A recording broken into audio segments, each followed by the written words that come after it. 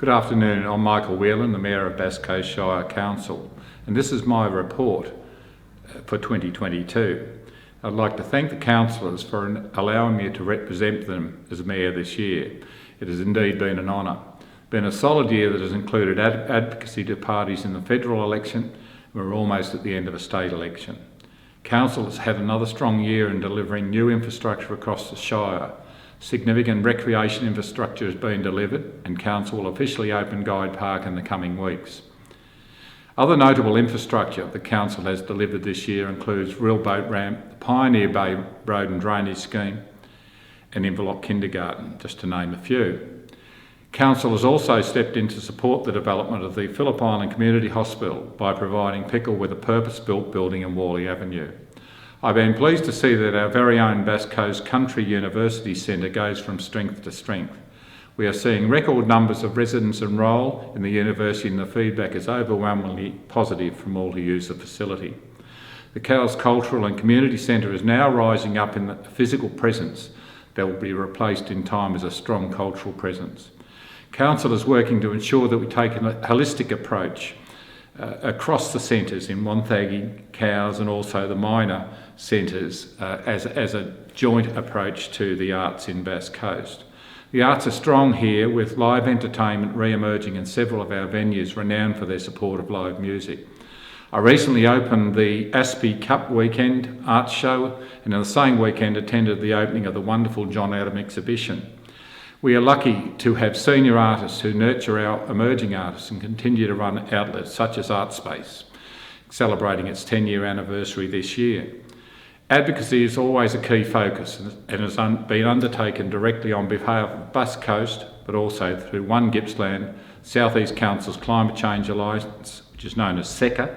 Several key projects in Bass Coast are included in the One Gippsland Advocacy agenda. These include roadworks at Kilcunda that are funded now, and also San Remo. The San Remo project is fundamental to traffic management through San Remo and for the Phillip Island Road. It is unfunded at this point, and we still call on the parties involved in the state election to step up and fund that wonderful project. SECA's advocacy is more high level, pitched at improvement in emissions, vital climate change adjustments, and including sustainable design for houses. As Mayor, a member of One Gippsland and as Chair of SECA, I've led well over 50 advocacy meetings with ministers, backbenchers, candidates and senior departmental officials over the past year. We've been universally well received in our message. Climate change continued to resonate through the community this year, with the storms and floods causing havoc in many places. Council declared a climate emergency in 2019 and continues to deliver the actions set out in our excellent Climate Action Plan. As well, we contribute strongly to climate change issues regionally through SECA. On the environmental front, Bass Coast has led the way in the development of the BioLink strategy and continues to promote that the environment is the economy. That said, it is vital to support and maintain our environmental assets.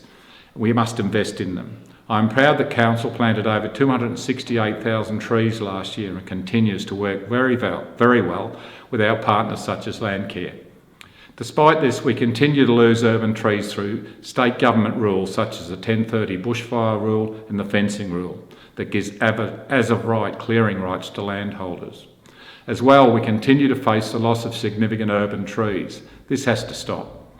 The Planning Minister approved the application by Dandy Premix to extend the sand mine, thereby also approving the destruction of the Western Port woodlands. This was after the Minister called in the application at the request of the proponent.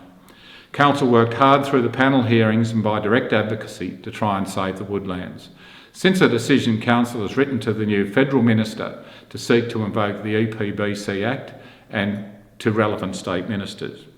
Been discussed in the state election, but with no proposals from the major parties that would save the woodlands. Destroying established woodlands is contrary to our climate interest, as well as the aim of avoiding further species extinctions, spelt out recently by the Federal Environment Minister. It saddens me, though, that Bass Coast continues to be on the leaderboard of poor performance on matters such as family violence. Council continues to lead on issues of equality with landmark inclusions of equal access to parental leave, So equal prize money for men and women in sporting events in Bass Coast. This year Council was recognised on the national stage as Employer of Choice by the Australian Human Resource Institute because of our landmark gender equity work, including paid parental leave arrangements. Council believes Aboriginal history and culture should sit at the centre of our identity, and that Bass Coast should be a truly inclusive place for Aboriginal people. As part of our reconciliation commitment, we have been working to close the gaps of disadvantage experienced by Aboriginal people since European settlement. I also commit to a process of truth-telling to enable learning, healing and change.